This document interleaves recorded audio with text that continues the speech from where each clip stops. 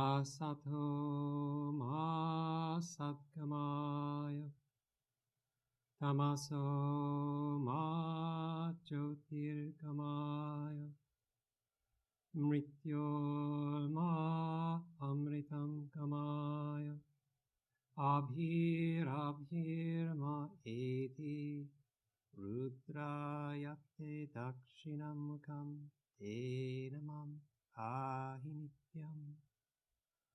Om Shanti Shanti Shanti. Lead us from the unreal to the real. Lead us from darkness to light.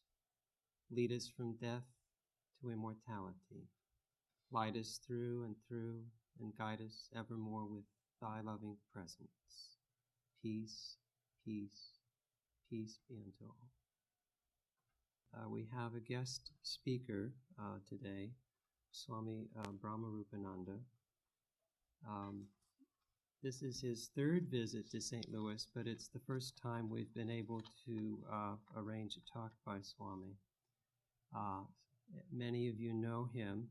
He's been associated, he was associated for many years with our center in Chicago, and still conducts retreats on a regular basis at the Chicago retreat in Gangestown, Michigan.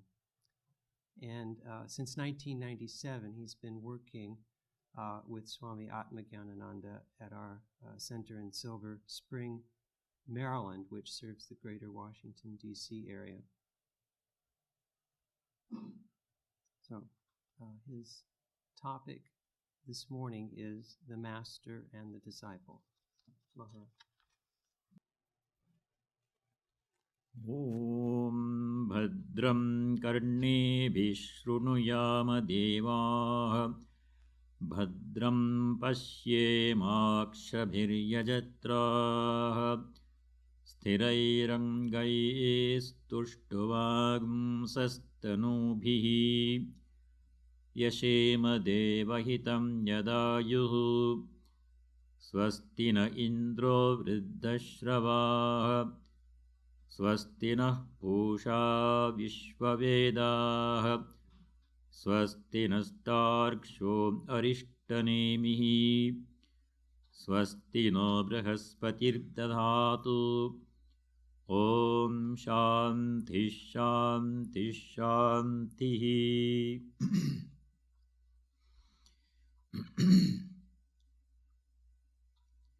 Om.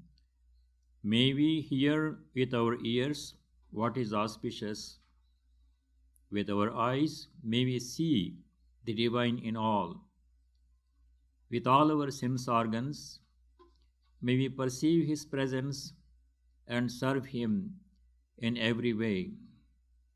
With a strong body, with fit sense organs and a pure mind, let us spend the rest of this life granted to us by the Lord in such a way that it pleases Him.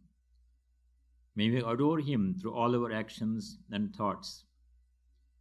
May the blessings of the Lord in all His forms be upon us all, always. Om peace, peace and joy be within us all, peace and harmony be amongst all beings, and peace be everywhere. Good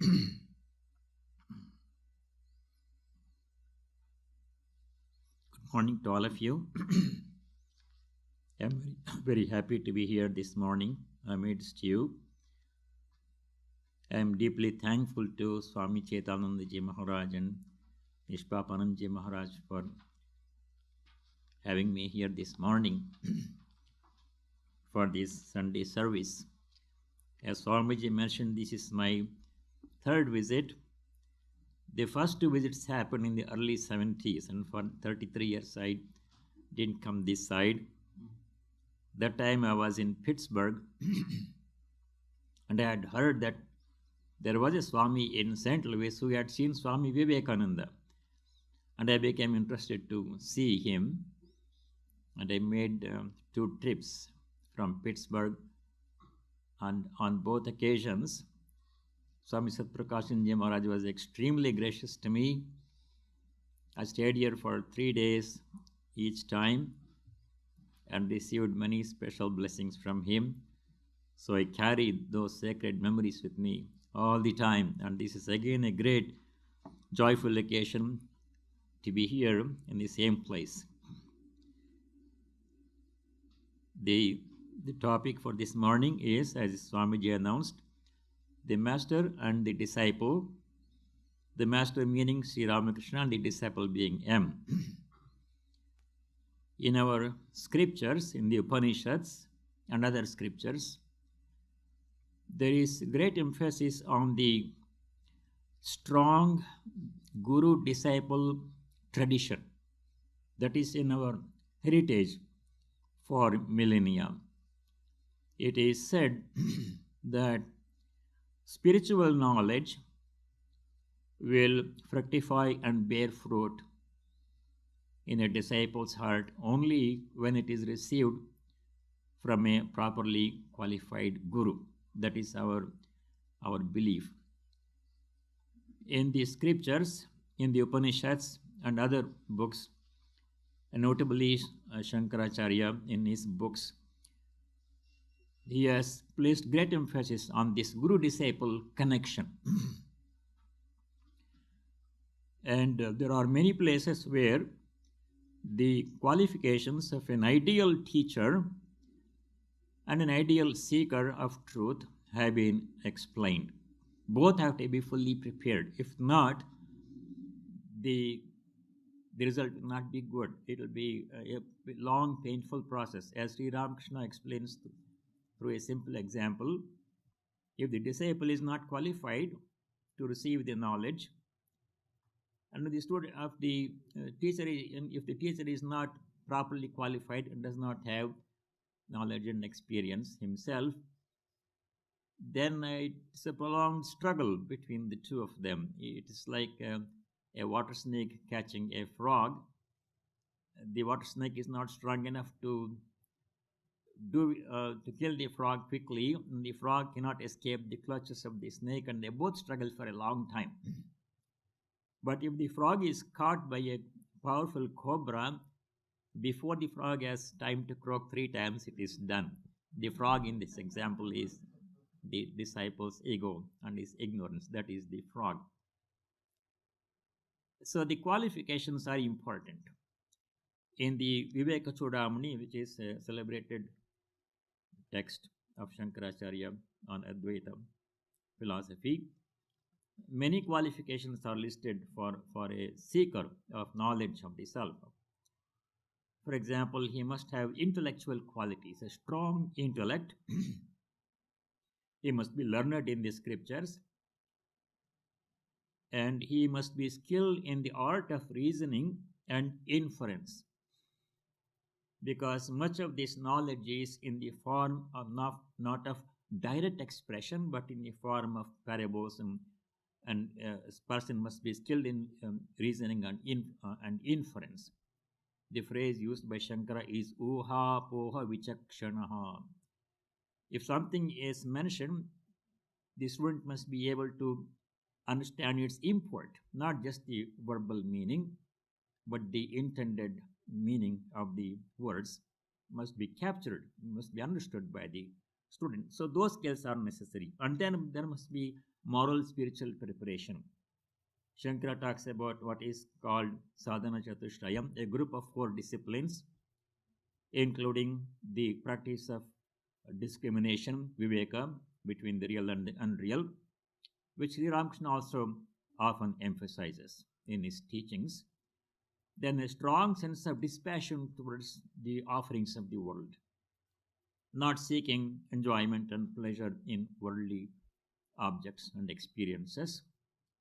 And then the group of 6 spiritual disciplines, such as tranquility of the mind, control of sense organs, forbearance, ability to bear all the adversities that life may necessarily bring calmly without complaining, and then the ability to withdraw the mind from the various diversions, attractions that appeal to the senses. then a strong sense of conviction that this is the right thing to do, to know, to seek the knowledge of the self, and then the ability to concentrate on the goal. The main goal of life should be fixed, and one must do everything to further that goal, not be distracted by various other things. Then the last discipline is mumukshitvam, or the strong urge to obtain liberation. Similarly, the teacher must have qualifications too. The teacher must be well versed in the scriptures, not in a merely intellectual or scholarly way. Only a person who has mastered the essentials or obtained the essence of the scriptures and put it into practice in his daily life, such a person can teach, convey this knowledge of the self. He must be sinless and pure, unsmitten by desire. The phrase that keeps coming in the Upanishads is akamahataha. Desire is seen as an affliction. The moment there is some desire in a person's mind, that already signifies a departure from the state of God consciousness. That person no longer feels fullness, completeness. He feels some want, something outside of him, which if obtained will bring happiness. This kind of notion is itself a sign of ignorance. So an ideal teacher must be free from all desires. Then he must be established in God consciousness. He must be calm, and he must be an ocean of motiveless mercy. Shankara says, ahetuka daya sindhu. He must be merciful, compassionate, and then only he can be a teacher, in addition to having all the other qualifications. Then he must be a friend of the lowly. Like this, many qualifications of a teacher are also mentioned in the scriptures. When such a fully prepared candidate, student, approaches a fully qualified teacher who is willing and compassionate, that confluence brings about the teaching that results in a scripture that will help people for thousands of years. We have many scriptures like this. All our Upanishads are like that. Many of our stories in the epics and Puranas, in the mythological scripture, they are like that. For example, when in the Chandogya Upanishad, there are 3 or 4 instances. Many more, but 3 or 4 are very notable. When the sage Narada meets the sage Sanat Kumara teaches him the knowledge of the self. That teaching is a substantial part of the Chandogya Upanishad. Again, in the same Upanishad, another sage, Uddalaka, he had a son, Shvetaketu. The son comes back from the teacher's house after staying there for 12 years or something like that. The father detects certain gaps in the son's understanding. Then he conveys the knowledge of the self to the son. That's an interesting, important part of the Chandogya Upanishad. Similarly, in the Brihadaranyaka Upanishad, the conversation between the sage Yajnavalkya and Maitreyi, both were fully prepared, fully qualified. Their conversation is a scripture in itself. Like this, in many of the Upanishads and in the Ramayana, where Sri Rama gives instructions on pure devotion to Shabari, he gives instruction on pure monism, Advaita philosophy to his own brother Lakshmana. There are many instances when the same teaching has been conveyed from a fully qualified teacher to a fully prepared student. Such a confluence occurred in recent times. When M met Sri Ramakrishna in 1882, that is when this meeting became a significant meeting, and the teaching that followed in the early meetings and subsequently for about 4 years during their frequent meetings, that is the teaching that guides our lives. Now it will continue to guide our lives of seekers, the lives of seekers for many hundreds of years, if not longer. The first meeting between M and Sri Ramakrishna happened sometime in March 1882 in Dakshineshwar. M had gone to Dakshineshwar.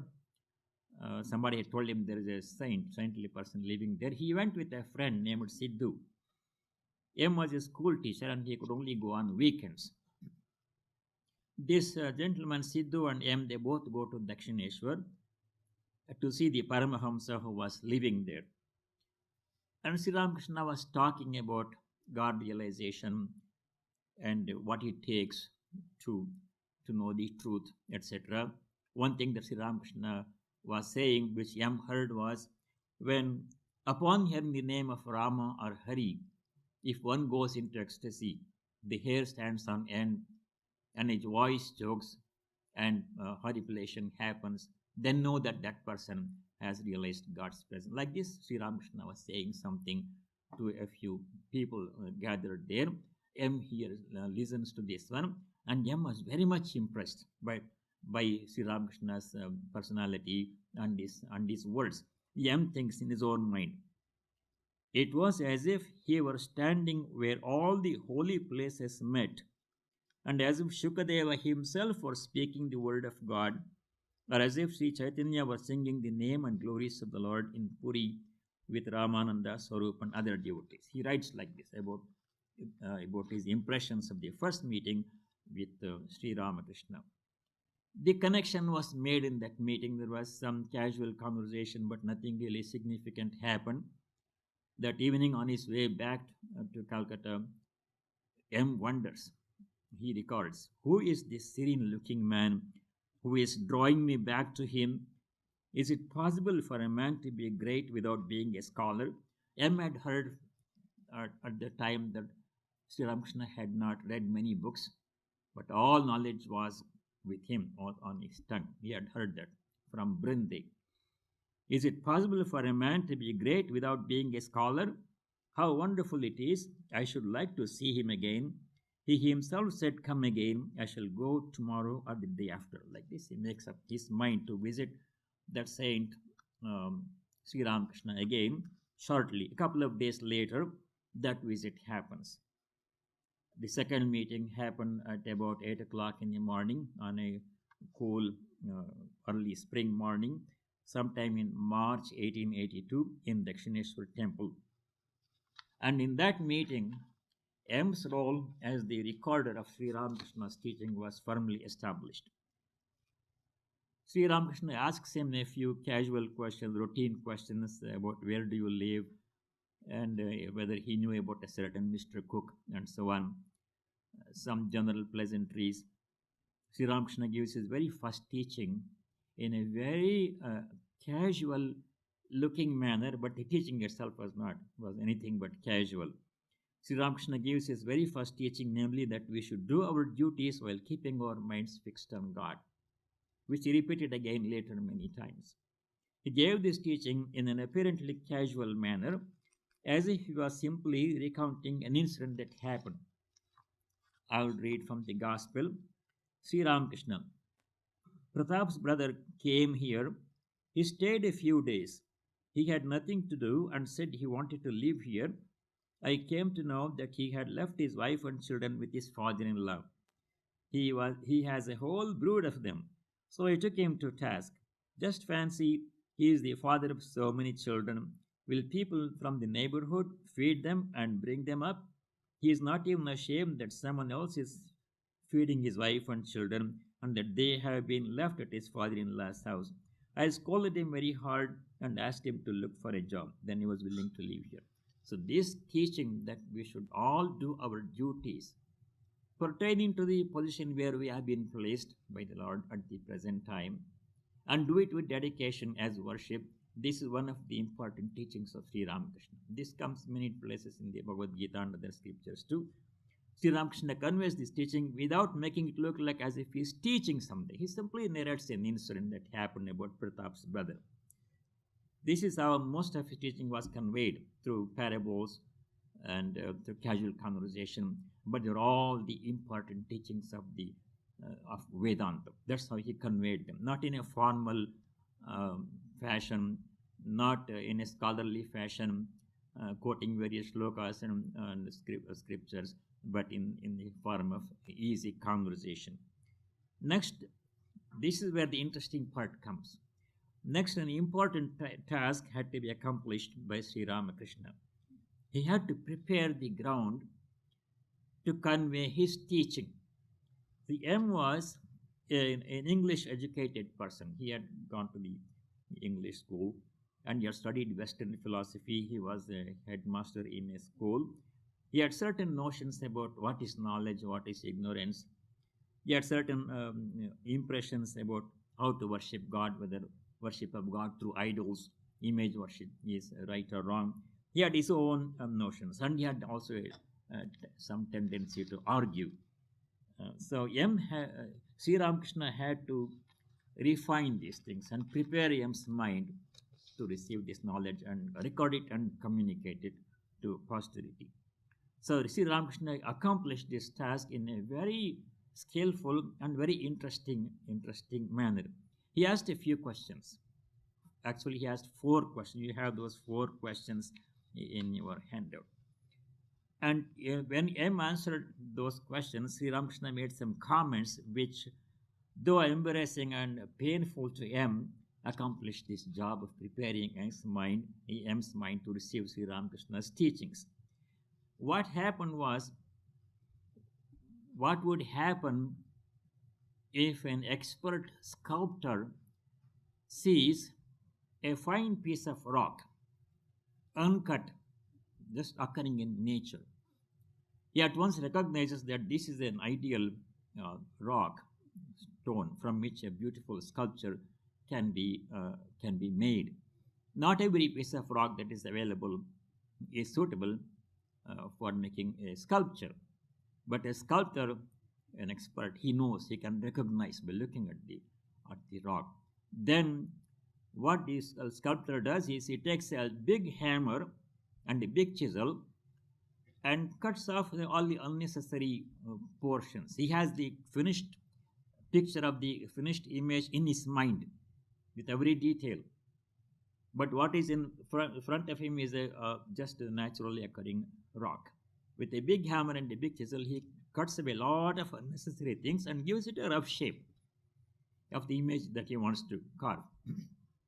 Then after that, he puts away the big chisel, big hammer, takes a small hammer and a small chisel and works on it, giving a stroke here, stroke there, stroke here, stroke there. For a long time, for many months, maybe a year, he works on the sculpture, finishing the finer details. And what results is an exquisite sculpture, beautiful sculpture. This is what Sri Ramakrishna did in that meeting. With 4 big strokes, he prepared M's mind. It was painful, no doubt. But then M was ready. M in turn asks 4 questions. And Sri Ramakrishna conveyed the most of his teaching in that one meeting in response to M's 4 questions. And he added a few things later on. That's what we are going to study now. This is what Sri Ramakrishna did. He found out that M was a suitable candidate to receive his teachings and record his teaching. He had this ability to do that one. If he saw somebody by looking at a person's face, forehead and eyes, etc., he could find out immediately the spiritual potential of that person. So when Sri Ramakrishna found out that M was the right person to accomplish this task, then he prepared the ground, and then the teaching follows. The first question Sri Ramakrishna asked to prepare the mind is, are you married? After the initial casual conversation, he asks him, are you married? M says naturally, yes sir, I am married. But then the reaction that Sri Ramakrishna showed was something that M did not expect. In Bengali, Sri Ramakrishna says, Are Ramlal, ja piye gore peleche. This person has married also. And M didn't understand what is wrong about marrying. It's a natural thing to do. But he was wondering why Sri Ramakrishna disapproved of this. Then the next question follows quickly. Do you have any children? Already M is feeling a little bit pain. He says, yes sir, I have children. His heart is palpitating. And then Sri Ramakrishna's reaction was similar. Ja chele ho gaye. He even has children. And then M didn't understand what is this. Then Sri Ramakrishna does not stop there. He lays a very fine trap in the form of a innocuous question. The question was, what kind of person is your wife Has she spiritual attributes or is she under the power of avidya? M had certain notions of what is knowledge, what is ignorance from his Western education. So M replies, she is all right, but I am afraid she is ignorant. There he fell into the trap. That was what Sri Ramakrishna was waiting for. And with evident displeasure, he almost rebukes M. He says, and are you a man of knowledge? When he heard M saying that my wife is all right, but she's ignorant, I'm afraid she's ignorant, Sri Ramakrishna immediately cut him. Are you a man of knowledge?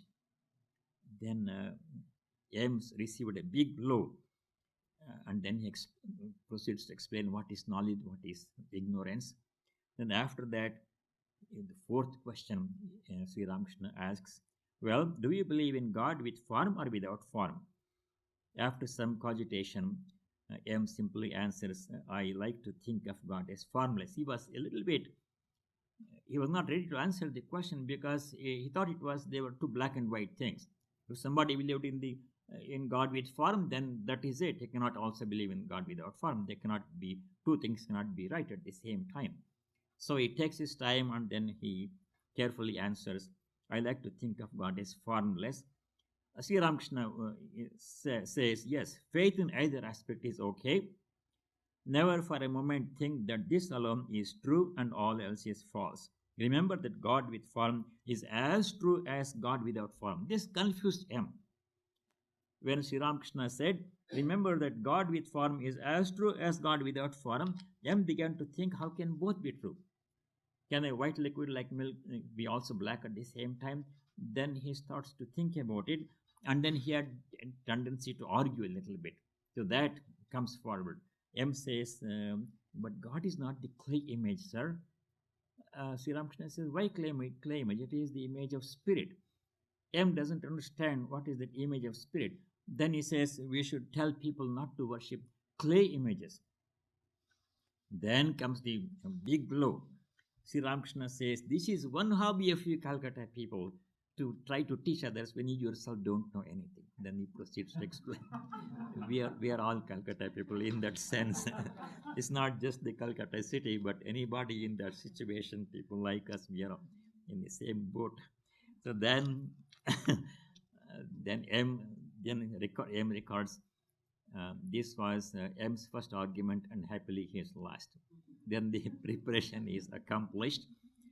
Then M asks 4 questions. With great humility, M raises the questions. First question is, how, sir, may we fix our minds on God? In response to this question of M, Sri Ramakrishna gives 6 instructions. Those are printed on that page that you have.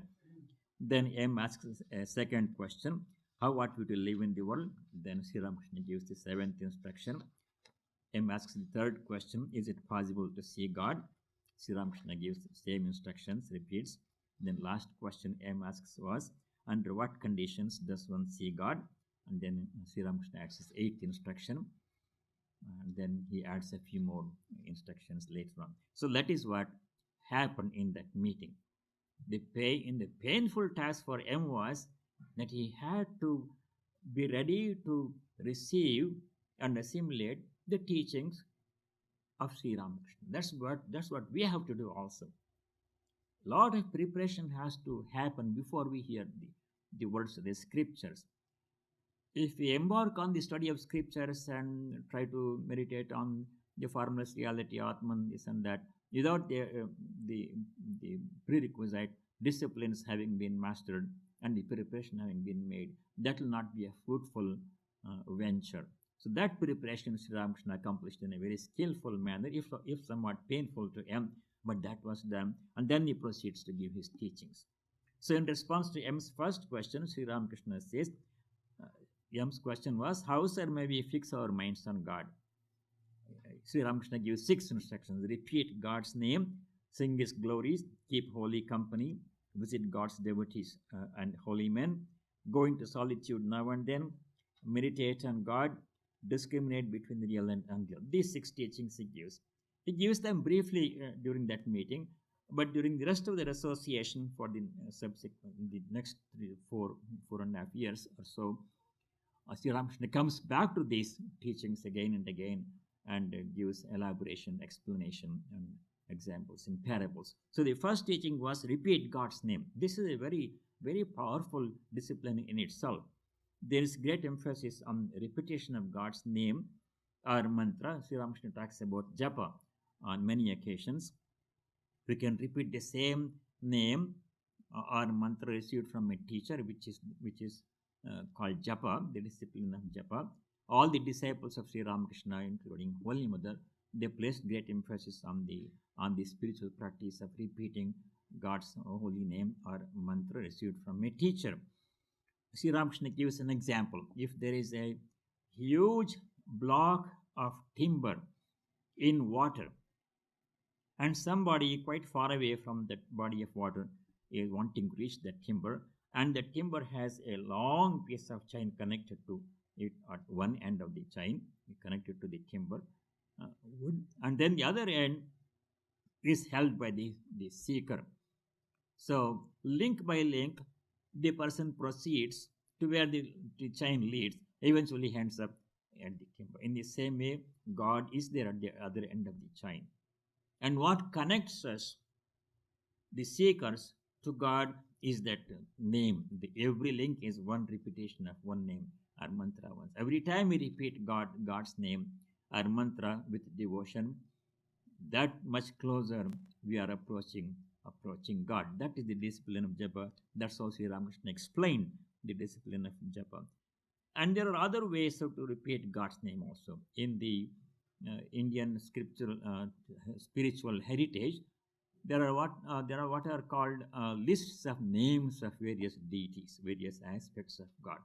There may be just 5 names in smaller lists, or 9 names, or 12 names, or 16 names. For example, for Divine Mother Durga, there is a list of 9 names. For Ganesha, there is a list of 12 names. And there is a bigger list of 16 names.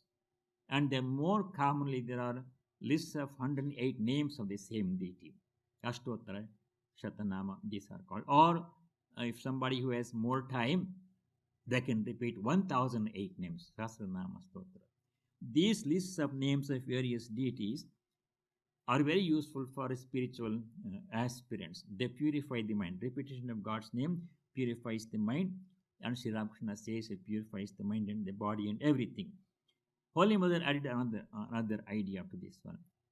If the prarabdha karma, the effect of past karma, bad karma, which is begun to bear fruit now in this life, person is suffering, the intensity of that suffering can be reduced to some extent by repeating God's name fervently. That is also another advantage of this discipline. In the Bhagavad Gita, Sri Krishna gives emphasis on the repetition of God's name, on japa.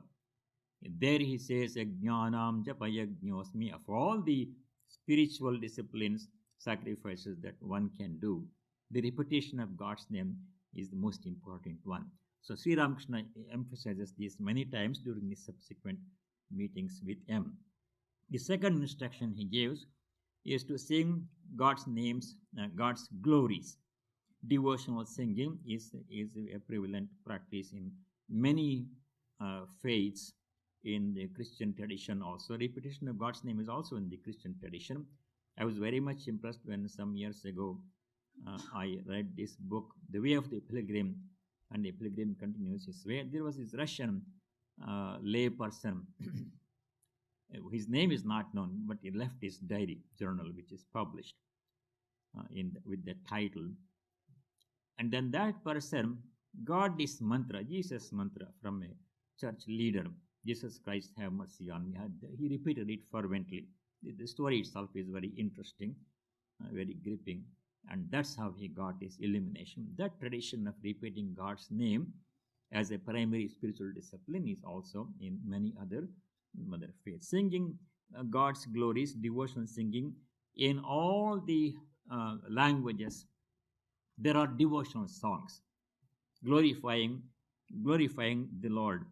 And when Sri Ramakrishna, whenever he used to hear somebody, especially Narendra, sing a devotional song, he would go into samadhi, he would go into ecstasy. So he strongly recommended to many of his household disciples. Sri Ramakrishna said, "Sing and chant the names and glories of God." That was a very important teaching in the Mahabharata epic, Ramayana epic, in the Vedas, and in the other scriptures, mythological scriptures, Puranas. We find many devotional hymns.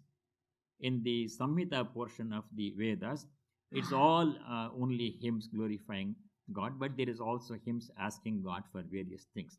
In the Samhita portions of the Vedas, there are hymns which ask God for various things.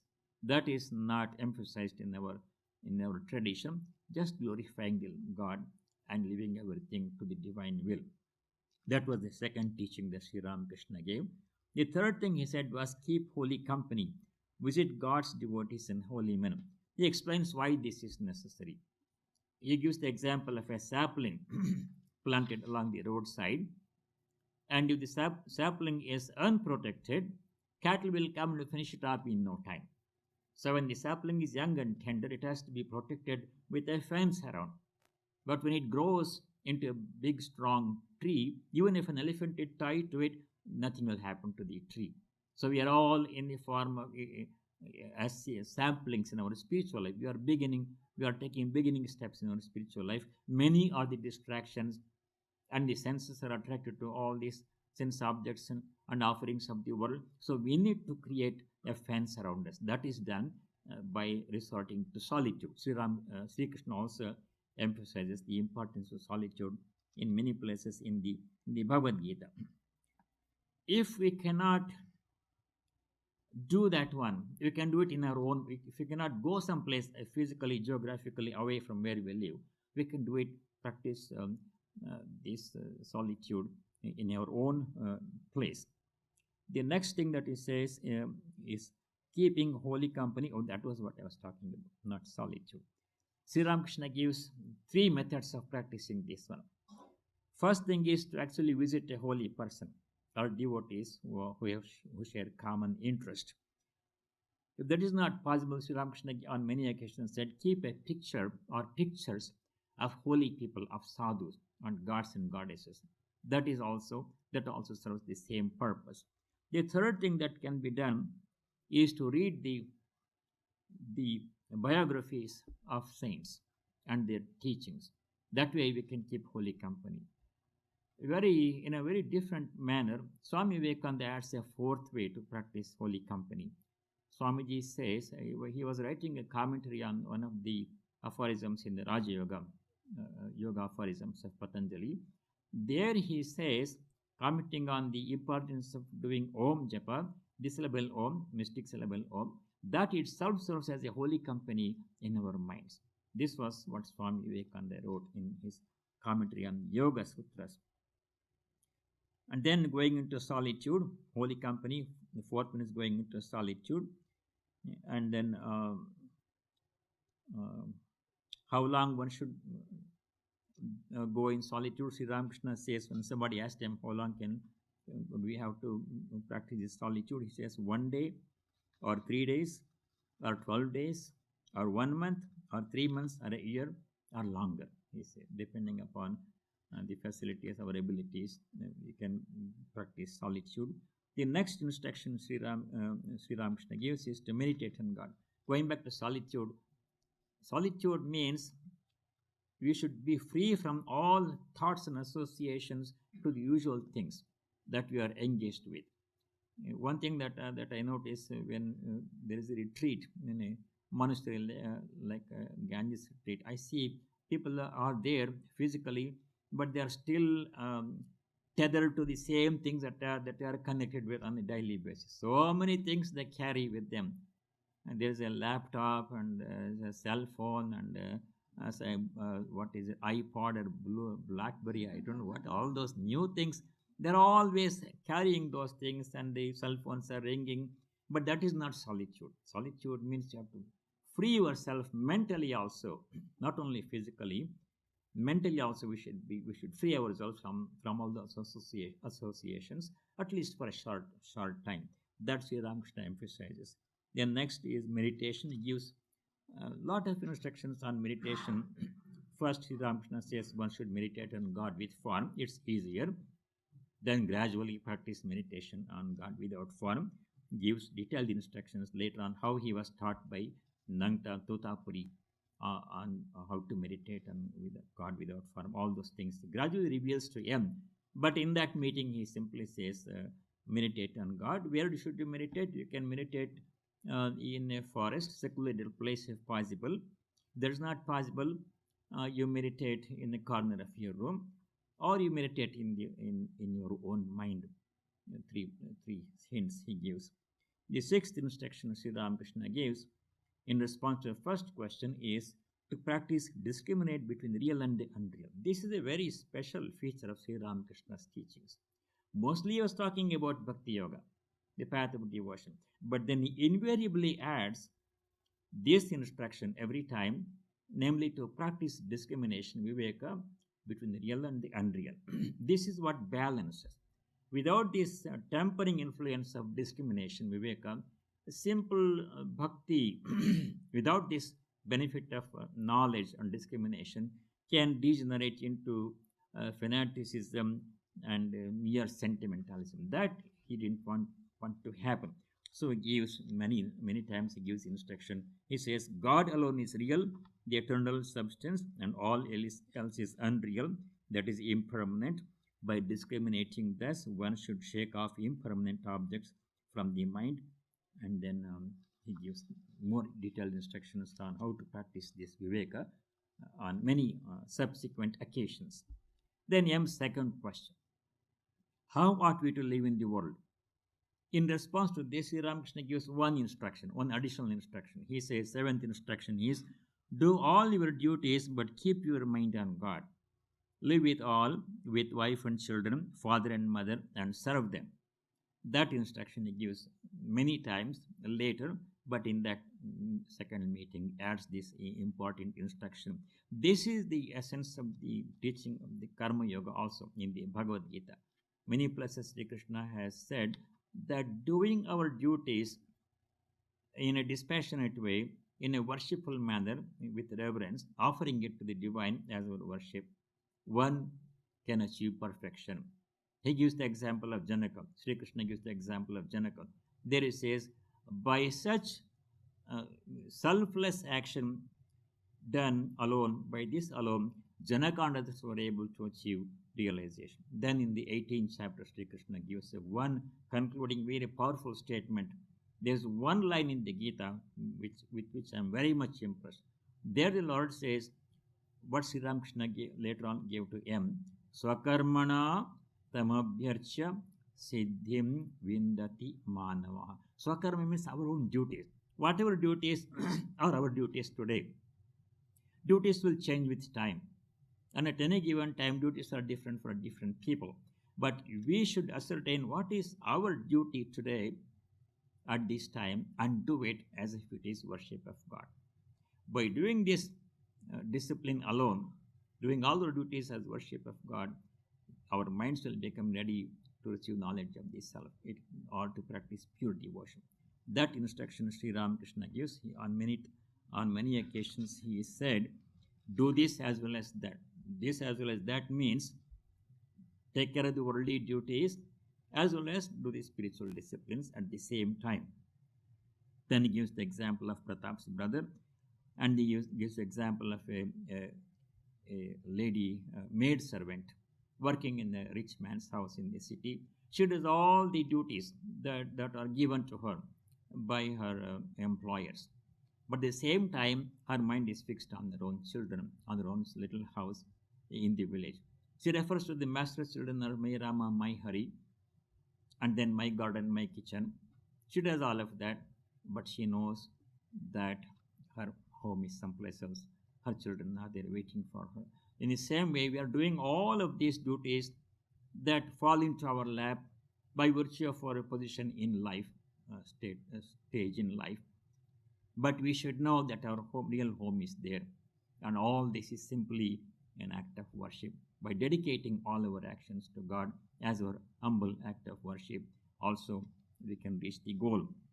That instruction Sri Ramakrishna gives in response to M's second question, how ought we to live in the world? Then M's third question follows. M asks, uh, is it possible to see God? Sri Ramakrishna simply repeats the earlier instructions. Sri Ramakrishna says, yes, certainly, living in solitude now and then, and repeating God's name and singing His glories, and discriminating between the real and the unreal, these are the means to employ to see Him. Then M's fourth question comes, under what conditions does one see God? Then Sri Ramakrishna replies, cry to the Lord with an intensely yearning heart, and you will certainly see Him. Then he adds something, cry to the Lord with an intensely yearning heart, and you will certainly see Him. People shed a whole jug of tears for wife and children. They swim in tears for money, but who weeps for God? Cry to Him the real cry. This yearning to know God, to see God, Sri Ramakrishna places great emphasis on this. If the yearning comes, the desire to see God comes, and if it is very strong in our hearts, then the knowledge of God, the vision of God is not far away. He says, when the twilight comes, the sun rises very shortly, very quickly. He himself had this irresistible urge to see the Divine Mother. We all remember that incident during his days of sadhana.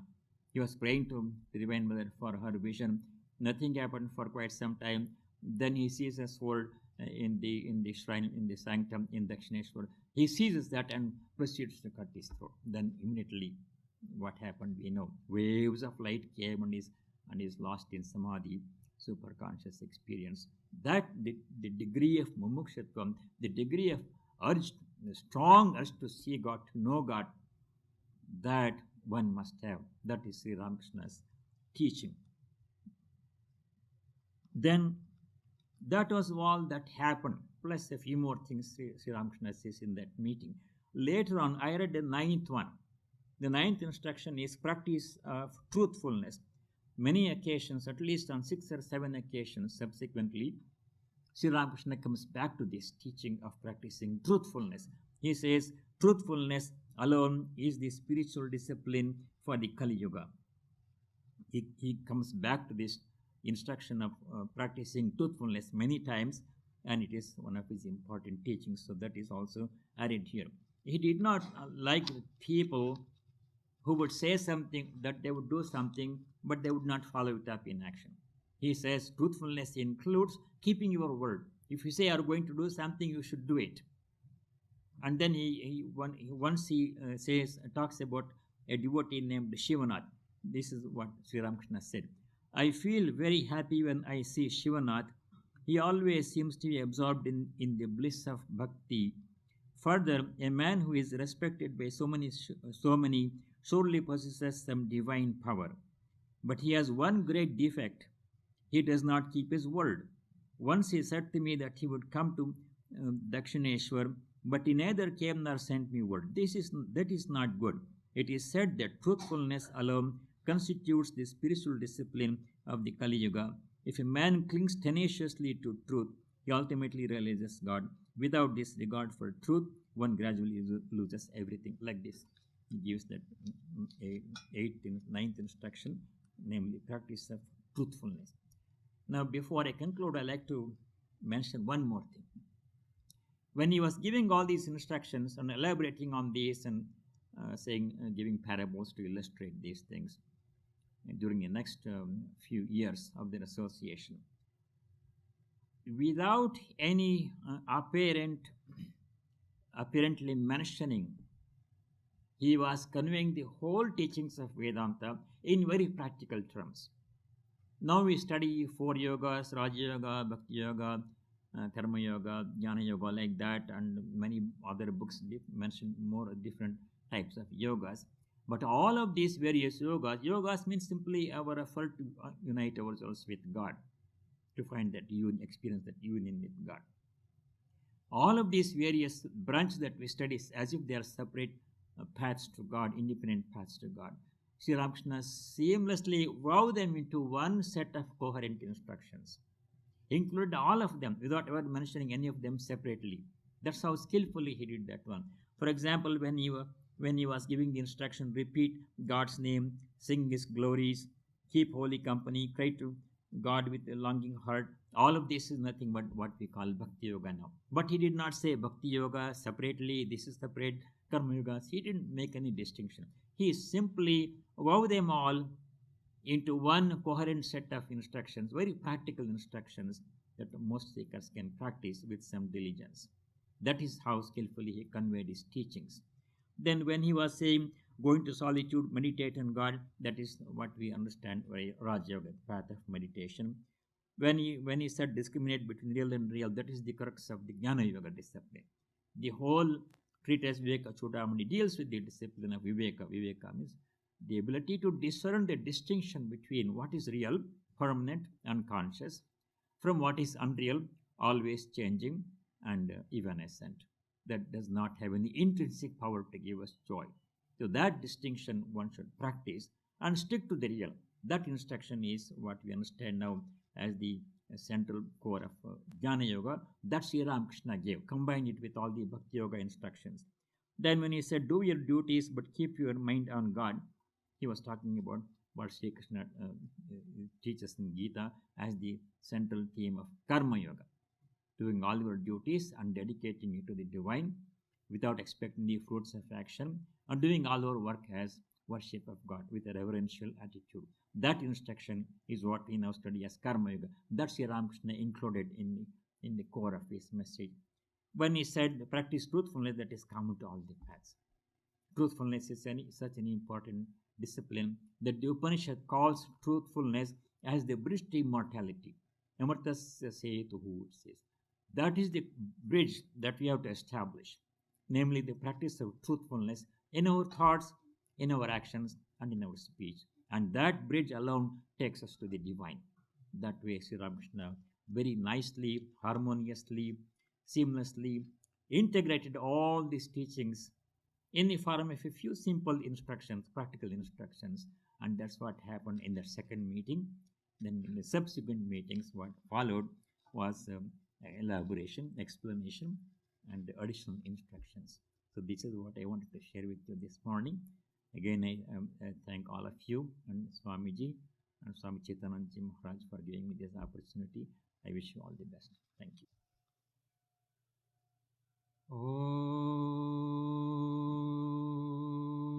Sahana Bhavatu Sahano Bhunaktu Sahabhyam Karavavahai Tejasvinavaditamastu Ma Vidvishavahai. Om Shanti Shanti Shanti. May the all-pervading spiritual reality